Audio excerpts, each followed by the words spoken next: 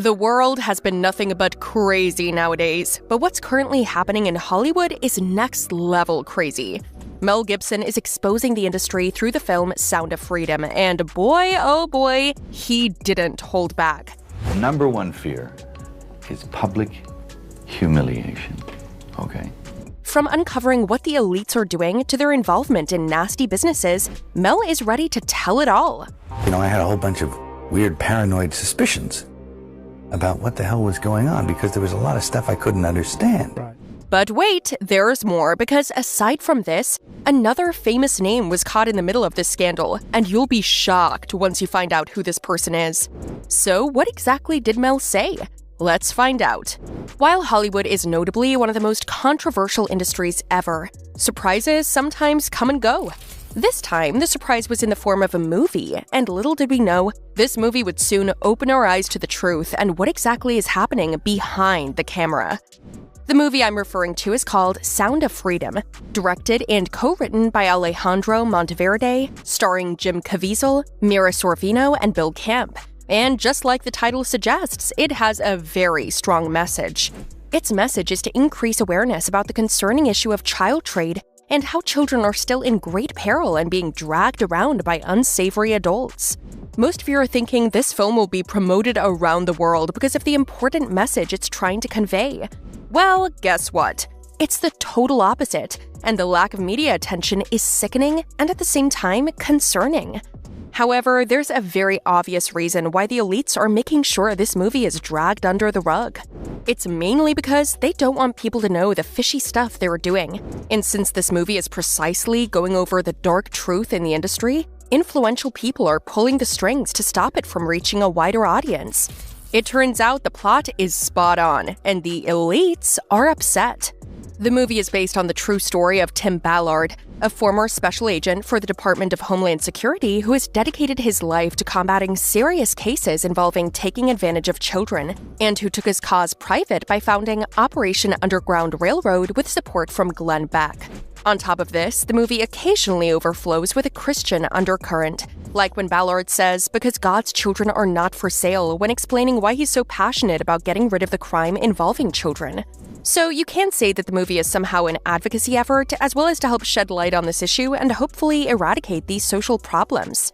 However, despite the importance and significance of the topic, major streaming sites like Netflix, Hulu, and Amazon decided to skip it and didn't open their platforms for the movie.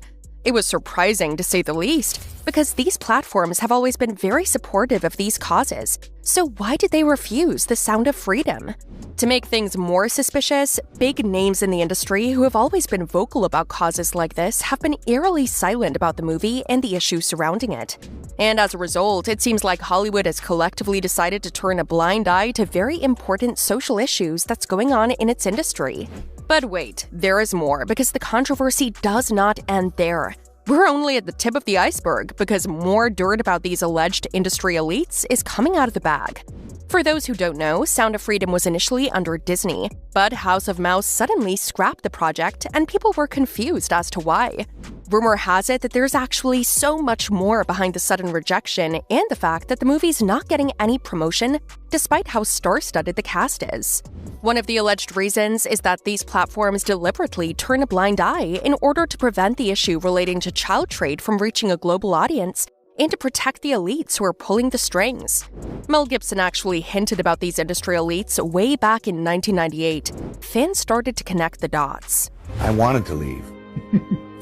And because I knew that I didn't want to work with him. Yeah. And he was getting scary. Yeah. On top of that, there are two kinds of elites. One of them is called the Good Club. According to The Guardian, this exclusive group is made up of billionaire philanthropists who regularly hold meetings to discuss matters they deem important. Some of the people included in this Good Club are Bill Gates, George Soros, Ted Turner, and Oprah Winfrey. Speaking of Oprah, she's known as an icon, billionaire, and philanthropist, but it seems like there's a side to Oprah that she'd rather keep behind closed doors, and you'll be in shock as to what Mel Gibson has revealed about her and the other elites in Hollywood, and how far they'll go to trap these innocent kids. While Mel and the movie never really name Oprah, the host's connection with Harvey Weinstein is undeniable. Harvey never had the best reputation when it comes to his work ethic and how he treated young kids. However, despite all of this, Oprah remained very good friends with him, which is one of the many red flags about her. On top of this, reports even suggested that Oprah would encourage, if not enforce, other actors to work with Harvey, which started the accusations that she was part of Harvey's illicit behavior when it came to his co-workers. If you think about it, these allegations are completely in contrast with Oprah's image as a supporter of women's empowerment and other social issues. Some even mentioned how her friendship with Harvey is an obvious double standard and a big flaw in her beliefs and principles. But this is not the end yet, because after being close with a person who's dubbed as a predator, Oprah also invited another notorious person to her program. Yes, you heard that right. Oprah invited John of God on her show, and viewers were shocked and disgusted all at the same time. If this is the first time you've heard his name, John is Oprah's faith healer, and he was charged with multiple charges involving harassment and, as a result, sentenced to 99 years in prison. Can you imagine a person like Oprah, who advocates against these offenses, actually having a faith healer who was in prison for the very same charges? Coincidence? Well, there is a high chance it's not. Fans were also baffled because of this, and they can't seem to understand how this happened. One fan wrote, "Finally, slowly, we're seeing justice against the elite heroes," while another said, "Beware of most folks that Oprah promotes." It's also mind-boggling how Oprah literally opened the doors for a person like John of God to have access to his victims, since she was the one who catapulted him into the limelight by featuring him in her show. Through this action, Oprah actually gave John of God an audience and credibility when he was actually the total opposite. Oprah did try to salvage her reputation by showing support and empathy to the women who became victims of John of God. But sadly, the damage was already done, and it's almost impossible to believe her words when she was the first one to endorse a predator in the guise of a faith healer. And to add to this, Oprah is set to make more terrible decisions that will become the talk of the town. One of them was when she set up a leadership academy in South Africa. And since then, this academy has been bombarded with controversy, one after the other. In fact, the South African government was the first to express its displeasure about the project and criticize the exorbitant price the school is requiring these students to pay. However, even the South African authorities were not able to stop Oprah. Instead, she pushed through with the project and even flaunted the high-end facilities, salons, and even over-the-top gyms, as if she hadn't put up the academy in a country that's challenged by poverty. As a result, rumors about the true reason why she built the school in the first place started spreading like wildfire. At most, people alleged that the school was nothing but a front for something fishy and shady. While there's no concrete evidence that will prove this, one shocking incident involving a person who worked in the academy might be the biggest proof everyone's waiting for. This is an incident involving a woman named Virginia who worked for Oprah in the dormitories of the academy.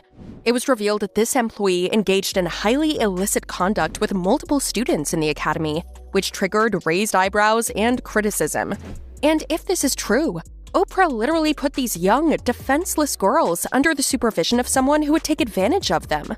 Despite how hard the host tried to clear her name, another incident in the academy is set to damage her reputation even more. It was reported that incidents of violence and intimidation among the students happen on a daily basis.